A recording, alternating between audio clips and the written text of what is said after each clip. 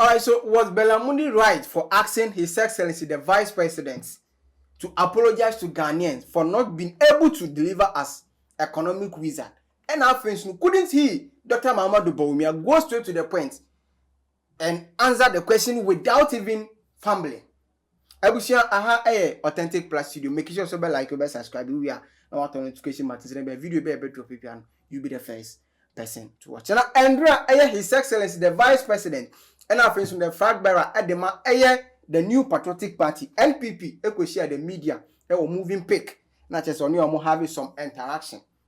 Now during the conversation, Bella Mundi Eko Bisan say. During the 2020 election, and Kofo say now want is a politician be and I say be on one boss and another them Kufat about Bontia Bekase Ghana for sorry for such thing to happen near that. The want is will be Bekasana. If he is going to address this issue, is he going to apologize to Ghanaians, one, for not being able to deliver as an economic wizard? Now I just say His Excellency Vice President AJ Mike Nachesa was started say Okasa. So now we were expecting say and Kaobe go straight to the point. No, I can say, okay, this is a nice question. And also let me take this opportunity and say sorry to all Ghanaians. Africa has also fact-checked and confirmed that 8 people in the 2020 general elections. We haven't heard the president make a statement on it, of justice or anything for that matter. I'm not sure I've heard you make any statements on it as well. And I've spoken to a lot of analysts who say that if you had addressed this very early on in your campaign, maybe you'd have had a greater chance than you might have now. If you become, and that's a question I've had, I just want to find out from you what you make of this, and if you will address matter. And finally, would you agree with Ghanaians say that you should apologize for where we are at the moment, especially looking at the promises that were made and the performance not matching to those promises? Thank you very much. Thank you. So let's go through it. I think it's a question that 8 people died in the 2020 election, and the president or me, we have not commented on it. I'm not quite sure whether the president has commented or not, but anytime we lose a life in any circumstance, it doesn't have to be an election.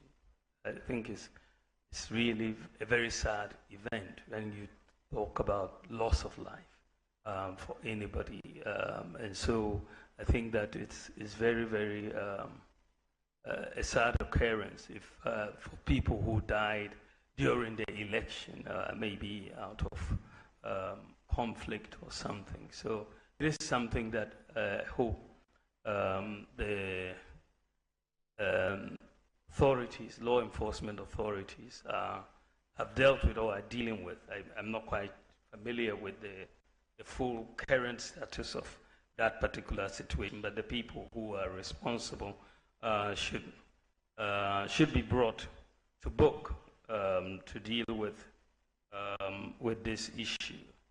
The issue also, the question was also that should I apologize for not being a good economic manager?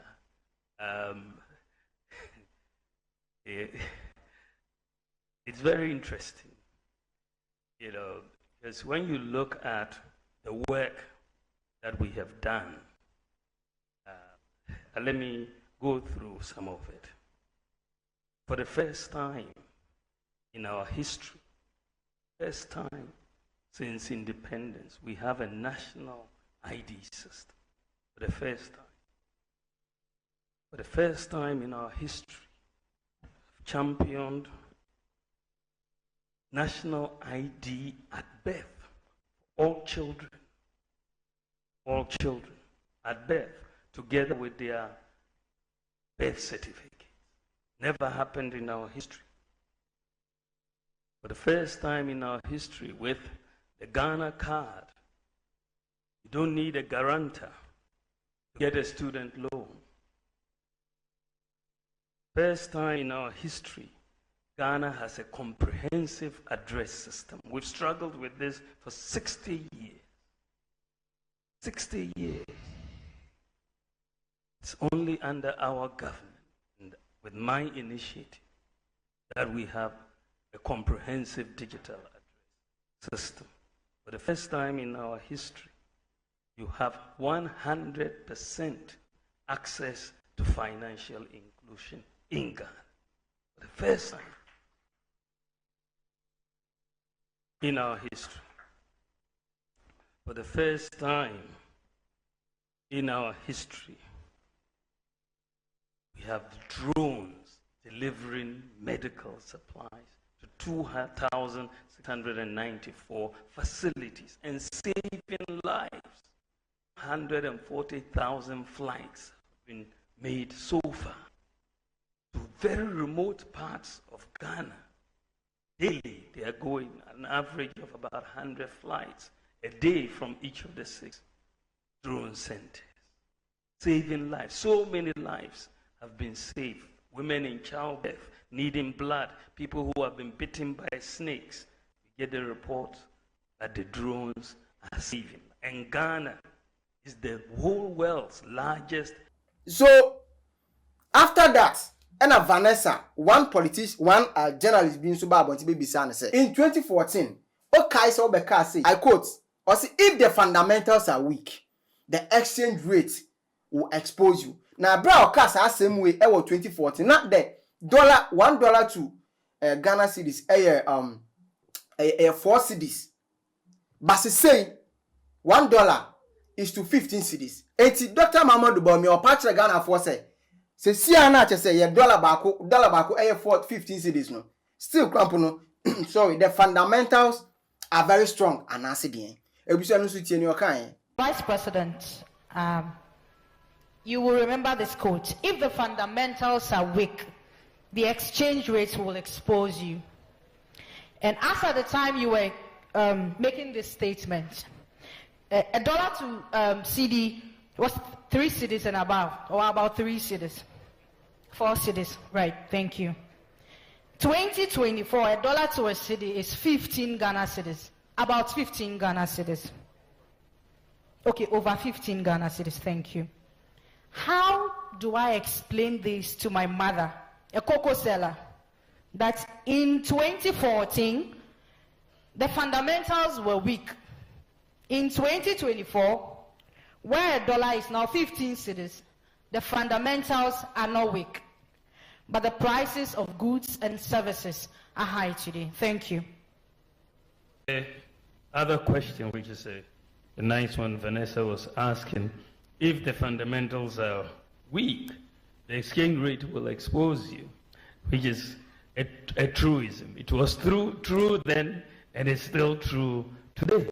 It's an economic truism that once the fundamentals weaken, you will see the impact on the exchange rate fundamentally. And when we talk about many of these fundamentals, you're talking about the GDP growth rate, you're talking about the fiscal balance, you're talking about the exchange, the reserves, level of the reserves that you have, inflation, and so on.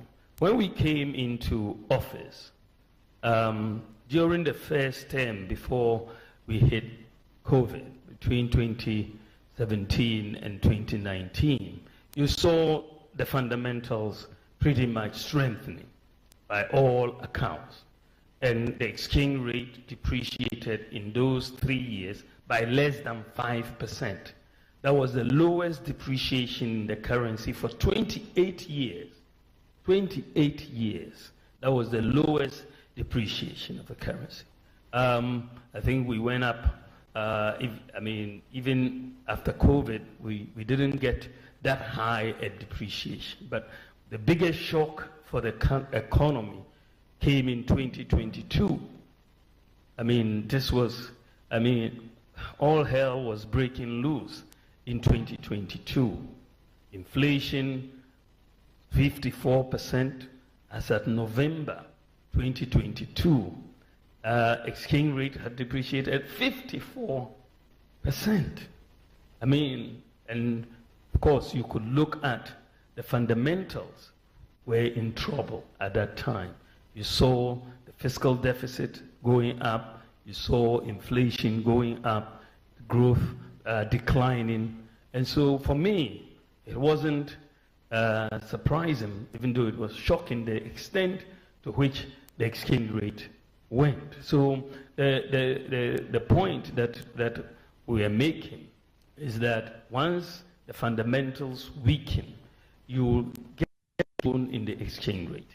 And this is why we have seen that recently, even though we're depreciating in November at 54%, this year the depreciation has been 18.6% so far, right? We're looking at about 18.6%. So you're looking at a situation this year. Why is the depreciation lower? Because the fundamentals have strengthened. The fiscal deficit is under 5%. We are running a primary surplus. Growth has gone up first quarter to 4.7%, higher than projected. The reserves are increasing, and the gold for oil program is helping. So as the fundamentals and inflation today is around 20%, so there's been a strengthening of the fundamentals, and you've also seen more relative exchange rate stability. In all of this, and I want you to take this away. When I look at what was happening in 2022, I mean, the 54% depreciation of the cedi, it was very scary. In fact, in 2022, this economy was on the verge of collapse, because you saw our reserves declining very steeply. The exchange rate was blowing up, inflation was up, and my worry at that time, frankly, was that I could see this country moving towards Sri Lanka. Sri Lanka was what was clearly in my mind at that time, because you saw protests in Sri Lanka. They had no fuel. Dumsor was there. And when you saw the way our reserves were moving in 2022, we were heading right in that direction, that we were going to get queues on the street. We couldn't buy fuel. We couldn't pay for so many things. And it was in that context that I came up with two policies. One was the gold for oil policy and the gold pay. So right now, I really have a lot to say, but then I'm going to leave this to the ordinary Ghanaians, to we the Ghanaians, to decide until the election ever. Near His Excellency Dr. Bawumia Bekaye, can you really vote for him and I say, your other options and I say, sir?